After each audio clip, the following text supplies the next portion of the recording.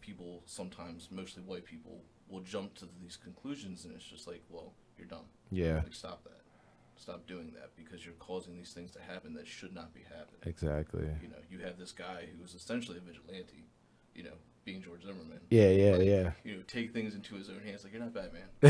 Like, you shouldn't be doing that. You know, and then he gets his celebrity based off of that, and it's like, come on, man. Which is ridiculous, by the way. Of course, it's ridiculous. Ridiculous. But this country it feeds off the idea of spinning things. Yeah. And just, hey, if we can make an article out of it and people will click on it, well, we get ad revenue then. It's like when you get the peek behind the curtain and you see how everything goes. And I mean, I won't release too much because I don't want anybody to start following me or anything. But it's like, if you sit there and you see how everything works, it's like, oh, okay. So you guys are really just doing this for the money, which it seems to be at times what people do things for. It's like, oh, so it's like, do you really care? Or are you doing this because you're going to get clicks? And it's just kind of like, oh, okay.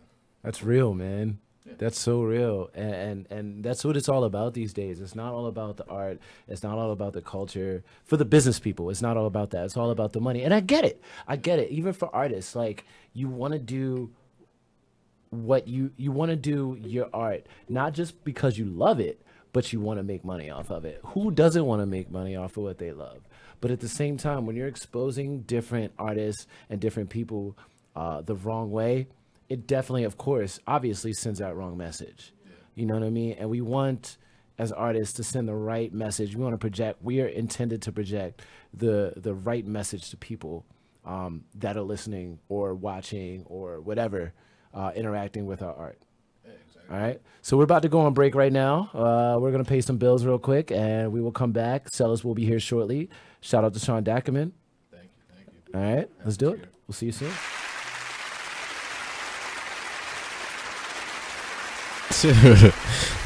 Check out this snippet from the new season of Talk Lately with Monty when he rants about his staff. I agree. Can you come on? I told you stop touching that button. Why is it so loud? God. Did you turn one all the way up again? Do I have to come in there? God damn her. If it was going right, I would let you do your part, but I'm sorry, but it's just not functioning the way it's supposed to be. You're live on the air. I told you mind your business.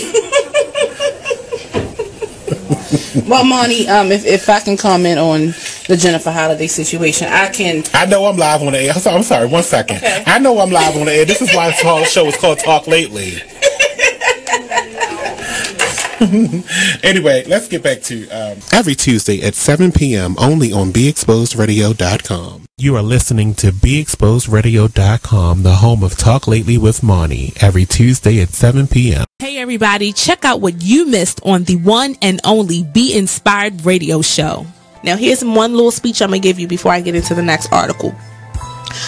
Here's what I want to tell you. Still, not media, but fear is big business. Fear is big business. I'm not telling you not to be alarmed by what you're seeing. I'm not telling you not to be concerned. What I'm saying is not to buy into the notion that we should be afraid. You should be informed. You should be aware. You should start educating yourself about some things. I don't have the solutions. I don't have the answer. I wish I could say that if you did X, Y, and Z, you might not get shot by the police. I wish I could tell you that, but I can't. But what I can say is just start making yourself aware of what's going on, but don't be so consumed by what you're seeing that you become afraid, that you don't. You are listening to BeExposedRadio.com.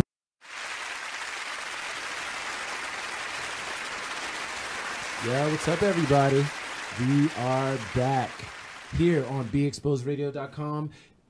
I am your host, Shepsworth Bentley, and we are here on Homegrown Radio. We will be talking about serious issues, serious social issues dealing with our community, our country, and our planet.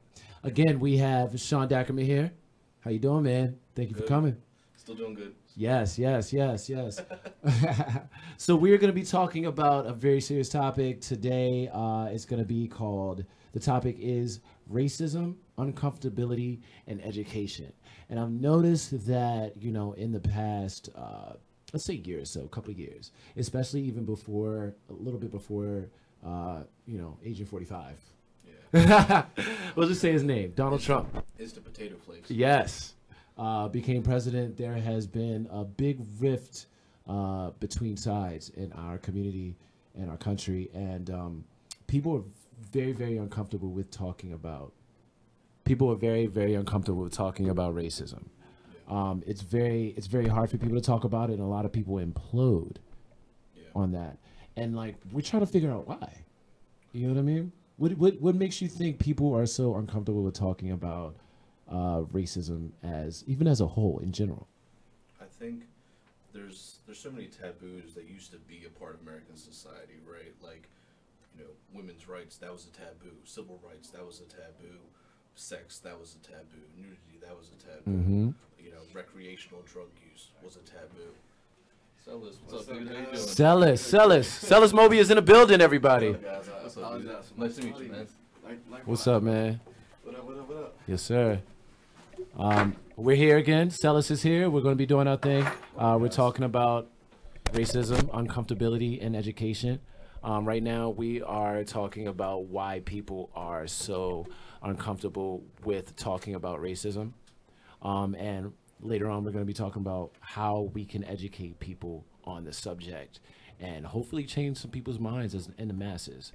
Sean, go ahead, man. So I think with that, because it's such a taboo, because it's so in our face, Mm-hmm. and maybe some people are honestly uncomfortable with it because they're realizing maybe how they are. And they're seeing everything, and they go, oh, maybe I need to take a look at myself, and I need to reflect on what I used Mm-hmm. to do, or how I think about certain things now, and kind of go from there. There's so many different articles putting up these propaganda pieces. You know, the fake news that he talks about is the result of his party and what they tend to do most of the time. Oh, yeah. So you're going to hear all these things, see all these things. I remember actually when the riots were going on a couple years ago here, I was supposed to go to an Oriole game. I don't go to them very much. It was actually my father, his wife, my sister, and my little sister. We were supposed to go there. And it was one of the games they canceled because of the riots, right? Yeah. So they send me this link from Daily Mail, like, oh my God, like, we can't go down there, all this stuff's happening. Meanwhile, I was there. I was taking pictures. I was at CVS when it was on fire. Oh, wow, I was man. at the harbor. You were in the trenches. So I was there. So I'm sitting there, I'm reading this email, and I'm like, I'm just shaking my head the whole time. Yeah. I mean, that was another situation that was completely blown out of context by the media, which is very typical. Absolutely. Because similar to you, you know, I was down there every night until the curfew, until 10 p.m. I was marching with 300-man march at the time. And the crazy thing about that situation is that you would go into the news, you would turn on whatever news outlet you were watching, whether it was MSNBC or Fox or MSN or whatever, and you would see, can we curse on this or no? No. Yeah, go ahead. Do your thing. Be yourself. This is Be Exposed, man. You would see this shit on fire. You would see the rocks being thrown at the cop cars. You would see vandalism, but the majority of what was going on in our neighborhoods was conversation. There were community leaders being made. There was music. There was rejoicing. There was people trying to understand what was happening in our community at the time. Mm-hmm. And to me, you know, growing up in Baltimore and within the area my entire life, that is one of my favorite experiences in Baltimore. It was based around an unfortunate circumstance, but seeing not only a black community coming together, but you see the white community, you see the college community, you see people who care, coming from out of Fells Point, coming from out of Federal Hill, coming from out of Canton, who are typically uncomfortable in those situations and reaching out and helping the community at that time. And so going back to the original question of you know, why does racism make people so uncomfortable in this day and age? And it's essentially because, you know, uncomfortability is the face of racism in modern America. people are scared to talk about racism because it makes them uncomfortable. It makes them shit their pants. It makes them have to do their day-to-day differently. Talk. And, you know, when you experience something for so long, when you're used to a white privilege, whether you recognize it or not, you know, why, you know, looking as a white person looking at a white person with this privilege, is like, why do I have to get out of this comfort zone that, you know, I've been around my entire life? Exactly. And to a degree, it's crazy because I understand it. You know, if you're used to living in this bubble your whole life, if you're used to having things handed to you, if you're used to not having to go out of your way to achieve certain things, it's like, I don't want to give that shit up. Right. So I'm just going to pretend to ignore it. I'm going to pretend like it doesn't happen. Exactly. And, but also in this day and age, the people, you know, white people specifically who recognize it and who go out of that comfort zone, you know, that's a huge deal. And you're seeing more people, you're seeing it happen with more people in today's age, so. Awesome, man. Now, you know, we're definitely touching on some good points right now. Now, how do we educate the masses on this? Because there's a lot of things going on right now. There's a lot of people doing a lot of shows or trying to, you know, or definitely getting in a lot of activism. But a lot of us, not a lot of us, some of us feel like that there isn't enough progress. How do we get people at least somewhat comfortable with it to educate them on the problems of racism and to actually change their minds? Is there a way we can do that? You know what I mean? Is there a way we can educate people on this that need to be educated? I mean, absolutely. It's a hard road to go down. I mean, essentially, in my opinion, we've kind of stalled as far as civil rights have gone. You know, the civil rights that took place within the past 50 years, leading up until now, it seems like we're kind of reaching this point, almost like this glass ceiling, where things are kind of getting almost stagnant. And I don't know if that just is the mindset of America right now. I don't know if it's the current administration. But education is the key to getting people to understand what's going on. And I think that at first, you know, it starts in the classroom. It starts with the kids. Yes. Hold on. Say that again one more time, because we are adults now. We are not students anymore. We are teachers. Listen to this, guys. We are not students anymore. We are teachers, so we have to teach a message. Say that one more time, bro. Absolutely, 100% starts in the classroom with our kids. It starts in the home with your kids. If you have a child at home, you need to get them hip to what's going on. Get your children woke. And going back to the classroom, so we're at a time where racism needs to be taught in today's classrooms, and it's not. You know, the teachers aren't walking into the classrooms and starting the conversation like, hello children, today we're going to learn about why white people hate black people. You know, that doesn't happen. It's because teachers aren't taught to. You know, no teacher wants to go into into a classroom and address that situation when, you know, no college or no administration has taught them how to address those issues. And it's a very sensitive issue to deal with. You know, it's very impressionable to teach that topic to children. So I think that one of the first steps that needs to be made is training teachers on how to address racial issues. And until that happens, it's hard to, you know, make an impact on children's lives that are so impressionable. Exactly. So Sean, I have a question for you. First of all, let me ask this one question. You do identify yourself as a Caucasian male? Yep. Okay. Also, my second question, as a Caucasian male, was it ever hard for you to, how do I ask this question? Was it ever hard for you to be educated on racism at all, or was it ever hard for you to realize what was going on in this country as a Caucasian person? You know what I mean? Was it ever hard for you to really understand what's going on and try to make a change? No, not really. Just because when I grew up off of Dundalk Ave. So when I was in elementary school and getting into middle school and stuff, I grew up with just a mixed crowd of everybody. So then I moved up to Hartford County, which showed me what being white was like. You know, being like upper middle class. Yeah. Which, if anyone's familiar with Hartford County, I grew up in an area up there called Box Hill. So it was like barely middle class kind of area. And all my friends were people that moved from the city up there. So as time went on, from middle school to high school, we would share experiences. I would see what was going on. I would see, like, one night, I remember I got pulled over my car. It was a little wet out. My car spun tires a little bit. My friend Jordan was in the car with me. He's black. We get pulled over. The cop goes to him first. Asks for his ID first. 12 cars come. I say, why are you guys doing this? Why are we here? Are we under arrest? Are you abusing us? Like, what are you doing here right now? Why is this happening? And it's like, quit antagonizing us. Give me my ticket, let us go. I'm sorry you're bored. We have things to do. Just leave us alone. And I've seen it happen so many times. I see friends that are worried because of that. And it pisses me off because why? This doesn't need to happen. It's never needed to happen. Exactly. It's a matter of communication. Like Cellis said, it's start with the kids. Have programs.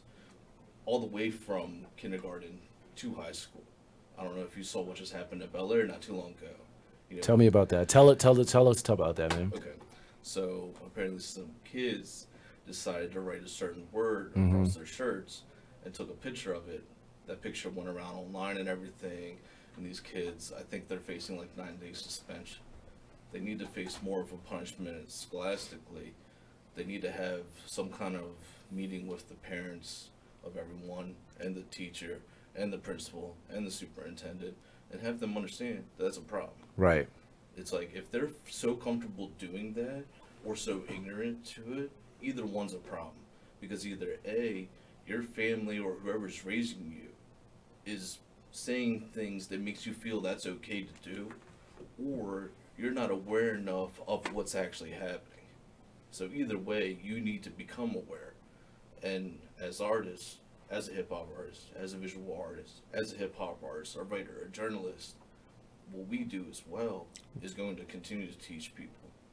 That's what a lot of people are afraid of. They're afraid of artists because we translate messages in ways that people can understand. And that scares a lot of people because they can't stop that. That's very true. That's very true. So I have a question for both of you. So I don't know if you saw this. I think you may have commented on it. I posted a Facebook post yesterday about will racism ever end in this generation? I had a nice little thought about that yesterday. And, a lot of people have different views, but most of the people said no. How do you guys feel? Cellis, we'll start with you. Seems like you got a nice little answer for this one, baby. We listening. The thing is, it sucks that this is my answer, but no, unfortunately, it won't. Even before the transatlantic slave trade, before the Canary Islands slave trade, there was still racism. There was still, people looking down. There's always going to be a hierarchy, essentially. And so, even though race relations may get better between black and white, or just brown people in America in general, there's always going to be a hierarchy where the people up top put down the people at the bottom. And it might be socioeconomically, it might be racially, it might be religion-based, but there's always going to be a central issue that separates people because that's just, I guess, humans haven't developed enough, to reach that where we can just connect as one. But, that being said, that doesn't mean that there should not be people like us that are promoting people, that are, moving people in a direction to change their thoughts and to ultimately make America a better place. I want to say great again, but make America a better place. And that's what we're about here, is we're trying to make America a better place. We're going to keep talking about this subject in a little bit. We're going to go ahead and pay some bills in a second. Sean, we're going to be coming to you with the same question when we come back. Keep tuning in live. Make sure you guys call in 410-702-5657 and follow Homegrown Baltimore on Facebook, Twitter, Instagram. We'll be back.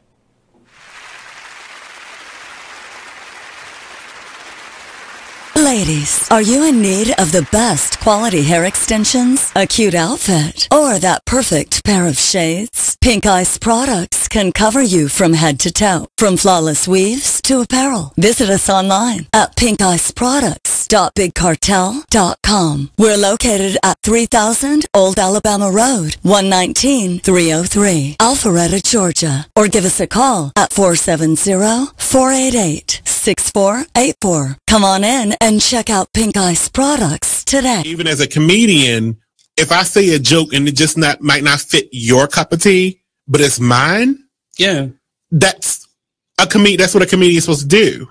But people forget everybody's not going to find your jokes funny. They better find mine funny. But they forget that, though. They really forget that. They forget that but it's your view. That's why they didn't fire her. Yeah. Because her viewpoint is controversial. Her view. That's the view she sees. Right. Everybody is clear to her. Like they did the reaction to cellophane. They did the reaction to the Chris Rock Oscar, and they were talking about Stacey Dash, and I don't think she agrees with Stacey Dash, but she pointed her out as somebody who has an opinion that's just different from everybody else's. Her opinion is just stupid, though. Stacey Dash she's like a Dash. Let's just move on. I think she's intelligent, but her You're still going. opinion. We're gonna move on. Stacey Dash doesn't need to be talked about. She's irrelevant. You said her name like 3 times already. She's irrelevant. I said it once. Dash. ...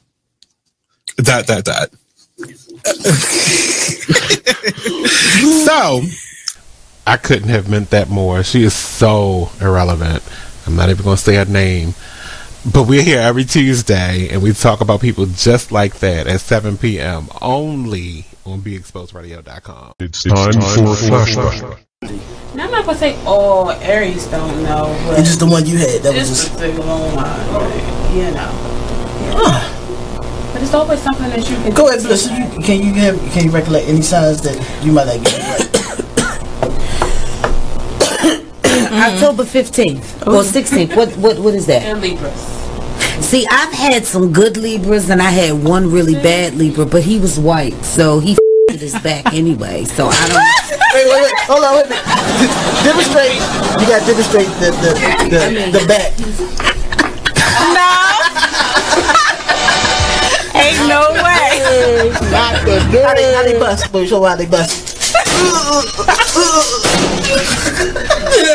And they want to cry afterwards. I mean, what the is the point of the tears? I mean, I can see you shaking, and shake it off real quick. But you crying? Out of here. What was he crying for? Cause maybe this pussy make that. You in? I got that good nasty bitch. The shame. McLean's Couch every Tuesday at 9 p.m.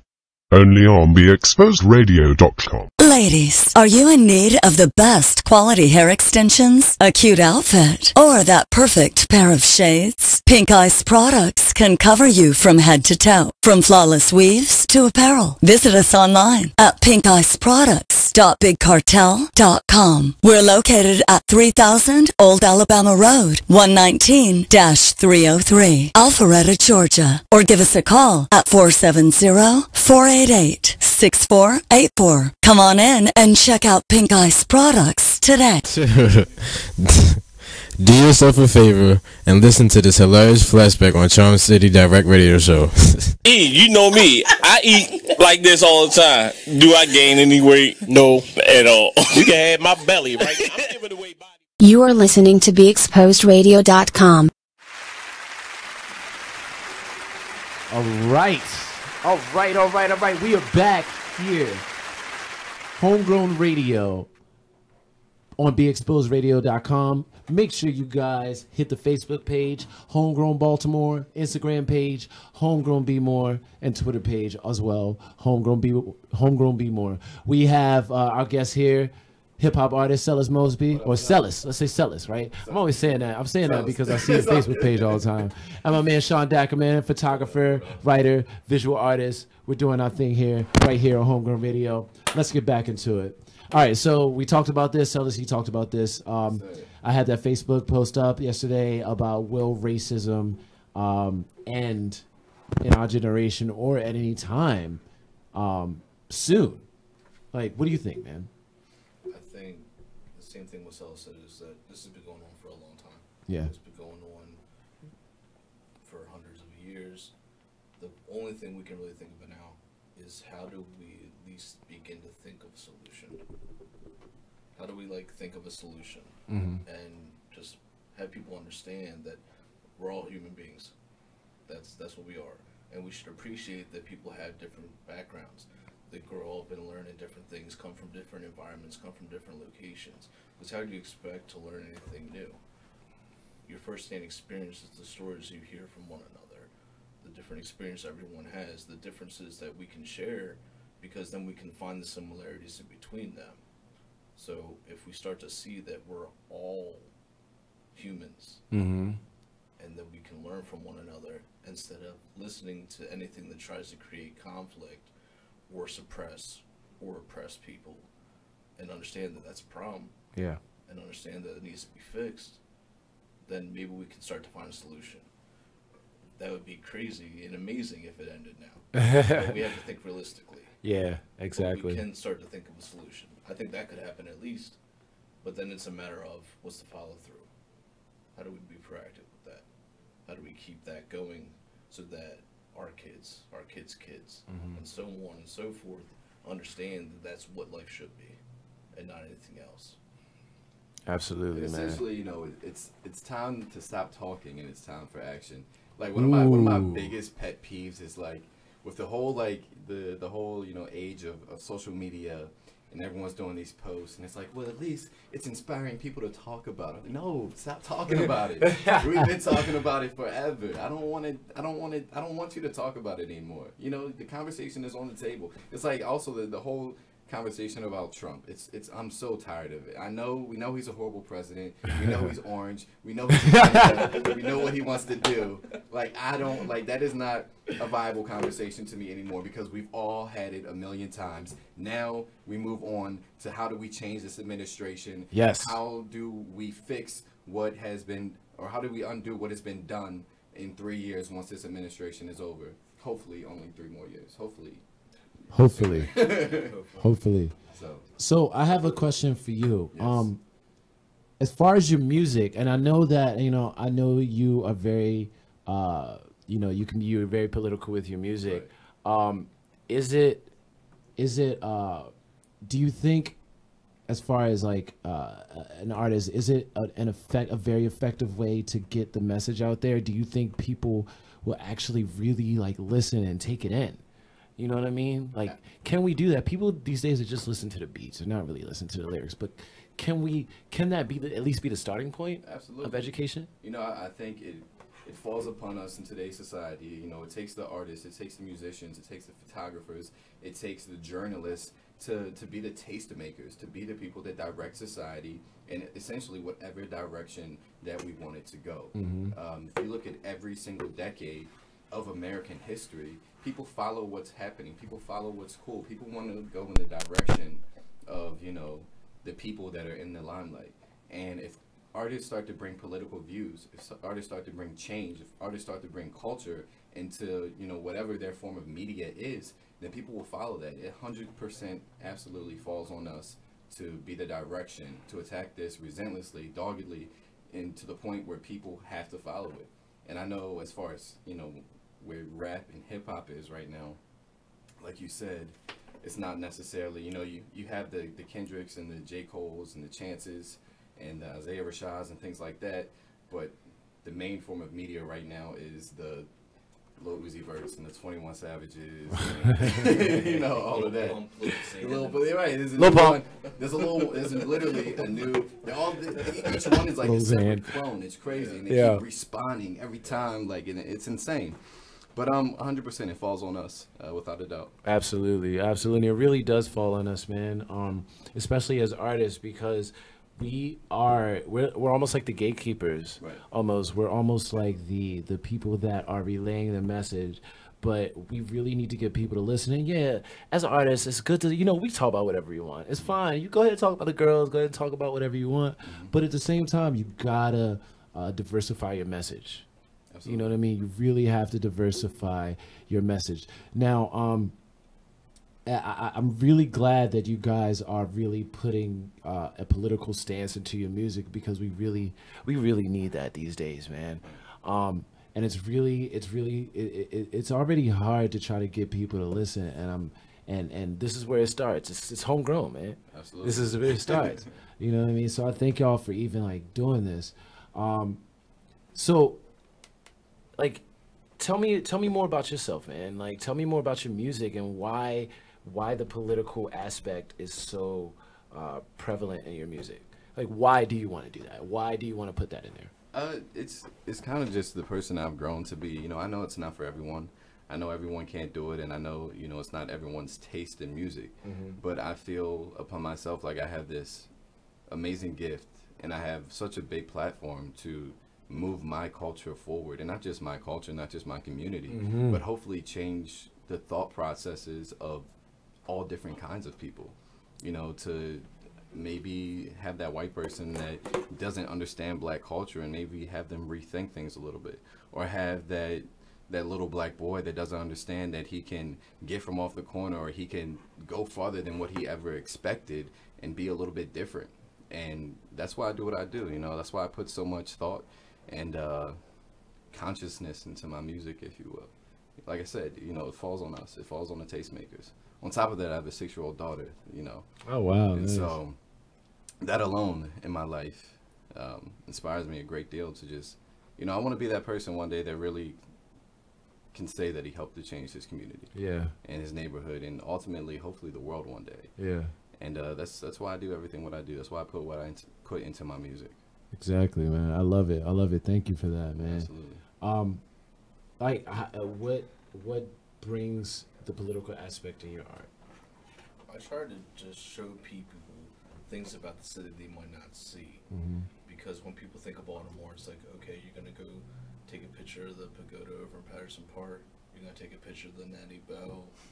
You're gonna go take a picture of the harbor with the ships. Yeah. You're gonna go take a picture of the cherry blossoms, Mount Vernon. Okay, cool. It's stale. Why not talk about the personality, the culture, the identity?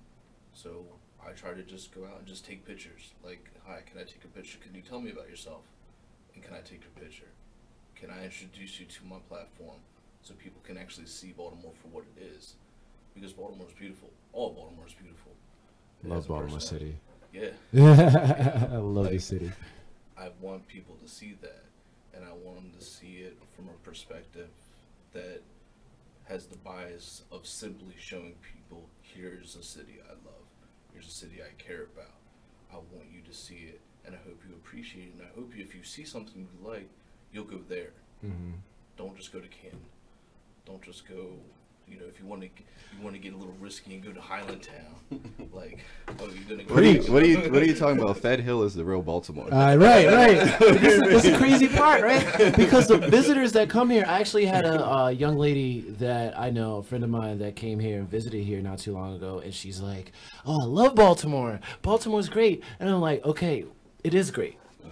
Where have you been in Baltimore?" "Oh, I was just in Fells Point." I was in Fells Point. Yeah, Fells Point has what, maybe like 1,000 people out of 600,000 people in the city. No, in order to see what the city is about and realize the true beauty of the city, visit the whole city, man. We got so many different cool neighborhoods out here, and cool crates, cool nightlife, art. It's everything, man. Everything about this city is amazing, and I really hope you know, this city can turn itself into have itself in a good light. And it's not really our fault.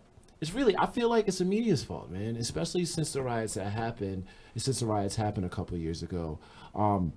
Now, with that question, do you think that the riots were, I don't want to say necessary, but do you think that that may have opened up a lot of eyes on people? You know what I mean? Did that make any type of impact on people as far as you know, what they need to do, as far as starting this fight or continuing this fight? In Baltimore, yeah, Baltimore is a very progressively slow city.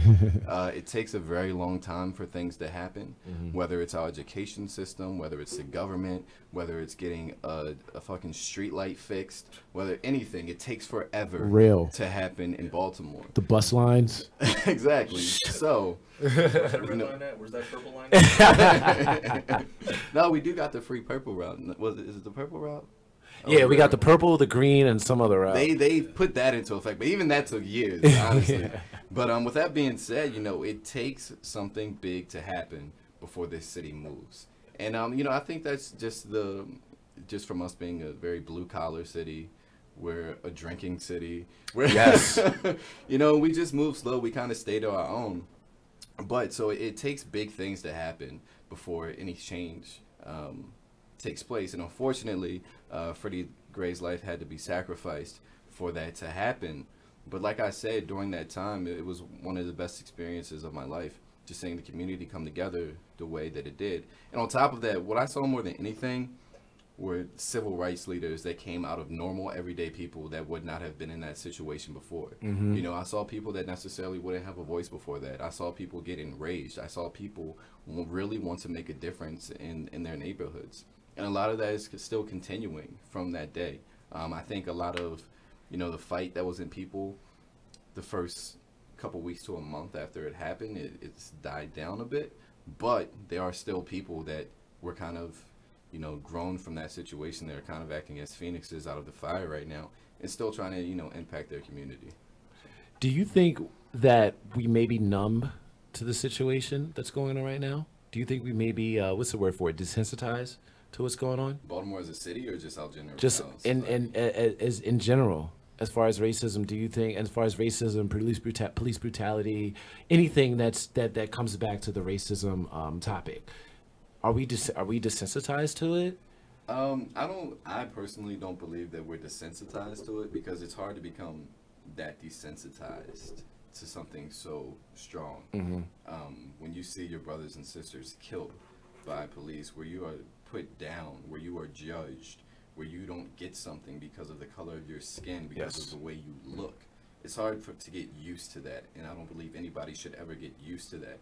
I think it's making us perpetually mad, and from the outside looking in, us being perpetually mad, people see that as a burden to our society. People see that as why are you still doing that? Why are you still not over this yet? And it's like, open your eyes, please. We've literally been begging you for years, for decades, for centuries to just stop, and people refuse to see it. And like I said, it goes back to people being in that comfortable little bubble. It goes back to people saying, "Hey, I've been fine with this my entire life. I don't want to have to change now." And it also goes back to them seeing black people or brown people in general, upset and mad, and they're like, "Well, they're still living. They're mad, but Barack Obama was president." So yeah, I don't think we're desensitized. I know for damn sure I'm not desensitized to the subject matter, but. So Barack Obama is shout out to him, by the way, of course. But shout out to him. Was it? I forget the young lady's name, but she's doing the portrait. I think from the official portrait from Michelle Obama. She's from Baltimore. Oh, word! Yes, I heard about her. I don't remember her name, but I know who you're talking about. Yeah, shout out to you, whoever you are. I hope you're listening. In Radio Land, shout out to you wherever you are. Another thing I want to ask too. Do you think, as far as Barack Obama being president, has he made any type of impact on race as a whole in this country and the black community, or even our community as a whole, or our country as a whole? Do you think he's made any type of impact or any type of change? We'll start with you. Yeah. Absolutely, he did, and in a lot of great ways. And unfortunately, the people that are small-minded and is closed off to what reality is, he might have made them more upset, because they're like, why is he in office? I remember there was this picture that first came out. There was a little boy that got to visit the White House, and he was touching his hair, and it was a connection. He was a little black boy, and I remember a girl asked me, why is this picture so important? Because she genuinely didn't know. And I said, it's because he can look at our president now and know that he could actually hold that seat one day. You gave someone hope that may go home and see something completely different. And now you gave him a little bit of a bigger light to look at, So it's like, with Barack Obama, he was such a charismatic individual. He could communicate so much. And I think he gave people the strength to know that they could do the same and more. To be able to say, okay, there's things I want to talk about. Right. And then hopefully I can find the initiative or the motivation and energy to do more or have others do more too. I know he did that for me, and I know he definitely did it for others too. So it's like, yeah, he had a great impact. But unfortunately, I think just people seeing him, people call him the Antichrist. What's that? But I think some people got riled up, but I think more people were inspired than not. I mean, I don't know how people in the Midwest live, but, you know. What about you, man? Do you think he's made any type of impact on our community as a whole, or how do you He's feel? definitely made an impact. I don't believe so much necessarily on race relations, and that's no fault on Barack Obama. That is just the mind state of American people. But what he did do, in my opinion, was, you know, like Sean said, was he just provided so much inspiration to the youth of Black America. You know, I'm an emotional guy. And so I would, Same. As an artist, I would frequently, you know, tear up just seeing, like, whether it was like a State of the Union address or, you know, him like getting some bill through Congress that wasn't supposed to pass. Like, that was something I got emotional about. Yeah. Like, just watching the man work. Just seeing him, you're just like, yeah, brother, go ahead, bro. Exactly. Go ahead. It's like, you know, it's like almost like being in high school. And that one kid like goes to the NFL, and you're just like, oh my God, he made it. It's like, he's one of us. You know? Yeah. So it's just like one of those where, you know, like it's a beautiful thing for the youth of America, the Black youth of America, to see that stuff like that is possible. This brother whose father is from Kenya made it through Harvard, you know, made it to Chicago, was in politics in Chicago, and became the president of the United States of America. You know, it's a beautiful thing to see. It's a beautiful story, similar to, you know, something like Nelson Mandela. And it was a beautiful thing to see, especially in such trying, you know, racial times. That's awesome to hear, man. I personally think that, and I'm going to end with this for this segment, I personally think that he's made an impact on Black America to invest in our own communities and to really step up and do our thing with America and really like progress ourselves and move ourselves forward as a culture. But we, as for now, we are going to take a little bit of break, pay a little bit more bills, have a little bit commercial break. Cellis, thank you. Sean, thank you. We got one more segment coming back. Make sure you guys tune in. Be Exposed Radio, Homegrown Radio, Shepsworth, Bentley.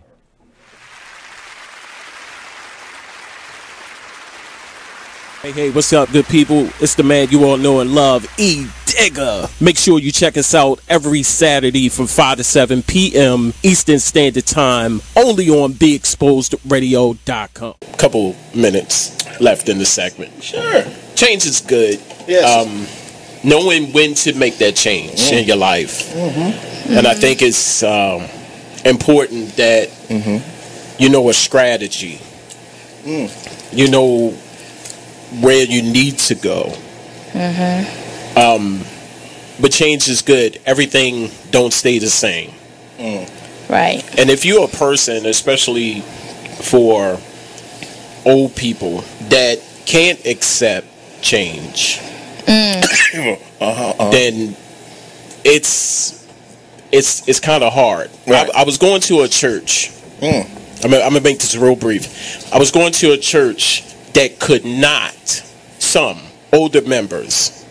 I attended the second oldest Black Presbyterian church in the country. That's one. And why are you laughing? Yeah, it's bad that you even knew that. And that's a soundbite. Yeah. So thank you, Eric. we would play certain music, and we implemented a lot of equipment or instruments like drums and piano, and the style of singing changed. And two people out of the congregation, after the service, they would go up to the pastor, sit down, and say, "Hey, sit down. Let me talk to you." And they will critique each song in the service every week, and it was change. It was evolution. You see what I'm saying? Wow. And they could not begin to accept it.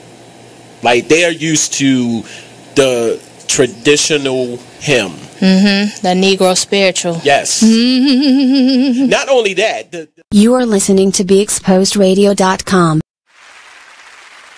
Yes. Welcome back. Welcome back to Homegrown Radio. That's Homegrown in capital letters, by the way, with a period. Homegrown Radio. Follow me on Facebook, Twitter,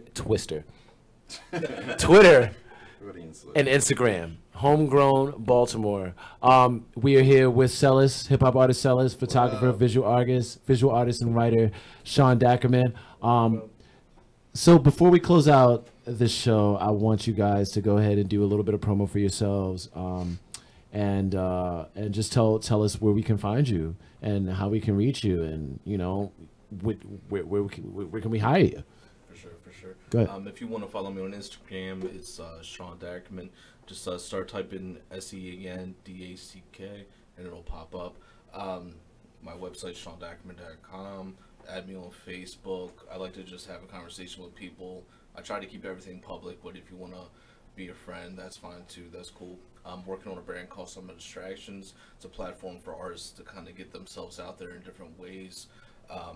Trying to just utilize that platform as much as possible, especially focusing on Baltimore and the DMV area in general, and then exploring other cities and areas that might need a platform to kind of shine and give their artists some recognition. But I'm starting at home first and then kind of going out from there. Home is where the heart is, baby. Absolutely. Awesome, man. Sean, thank you. Cellis, man, tell us where we can find you, bro. Yes, it is. It is Cellis. That ain't a rapper's name. That's just my daddy's name. Yeah. You can find me at all social media at The Real Cellis. That's CELLIS, or at TheRealCellis.com.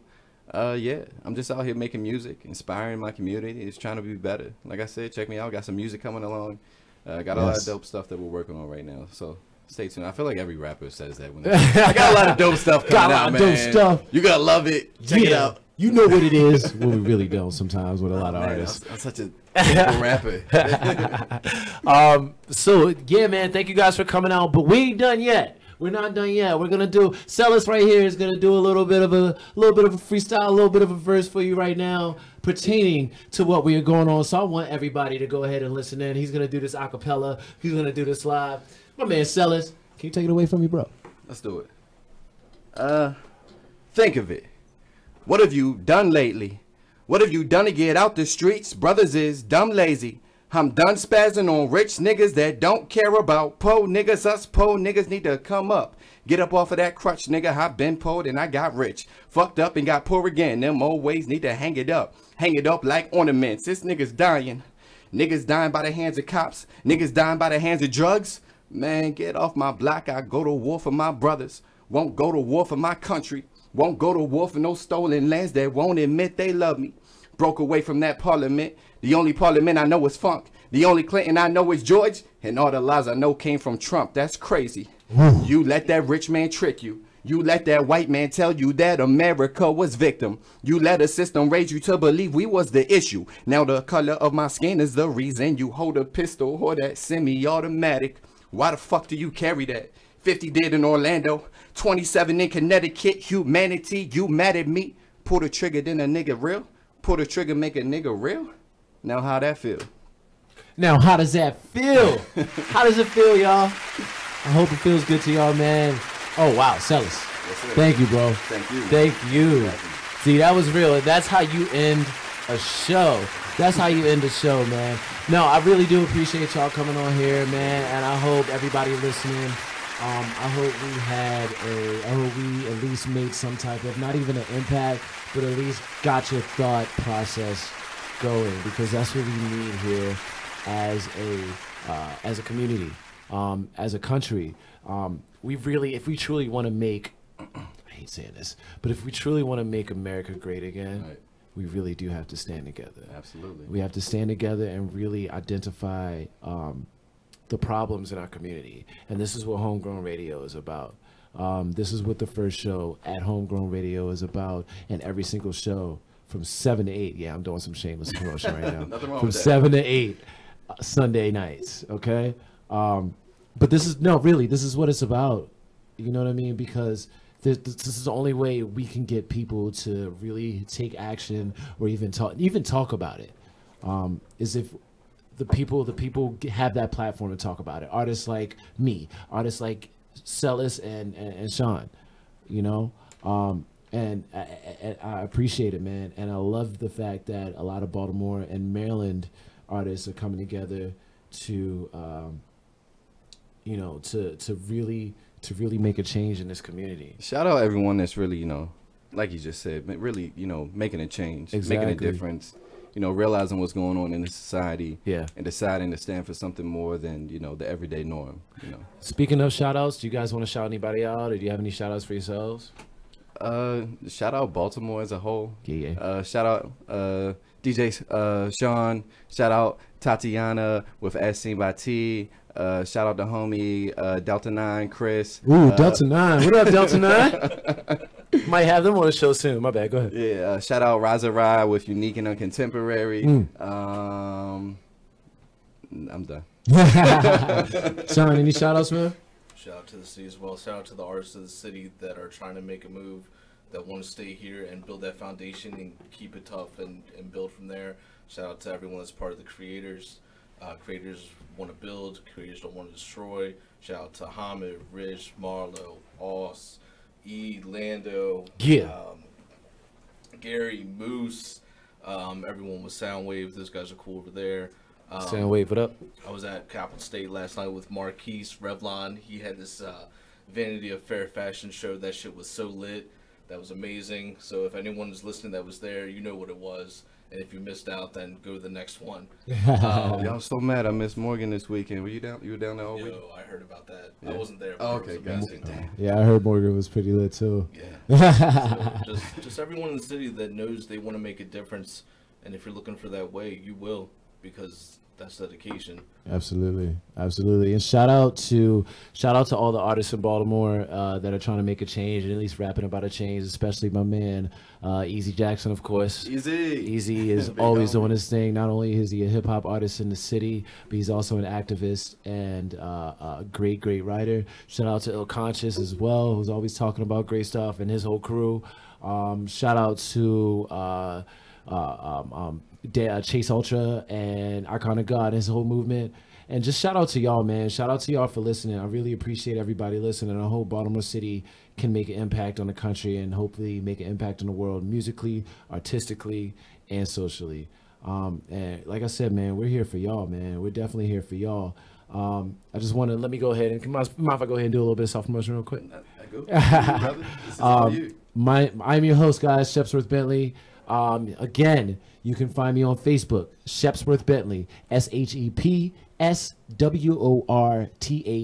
Bentley. You can find me on Facebook. Same thing on Twitter. Same thing on Instagram. This is Homegrown Radio. This is the first show. We almost there, baby. We here. We did it now. You know what I mean? We did it now. This is the first show. The brand has begun. And I'm definitely gonna be building this brand. This homegrown brand pretty heavily. I'll be doing a party on December 22nd, a holiday party called Homegrown, Home for the Holidays, and I'll be doing a lot of other parties as well. But we're wrapping up right now. Sean, thank you. Cellis, thank you. Tune in next week, 7 to 8 p.m. BeExposedRadio.com. I am your host, Shepsworth Bentley. We out. Yes, sir. Last time on Talk Lately. He don't have Down syndrome.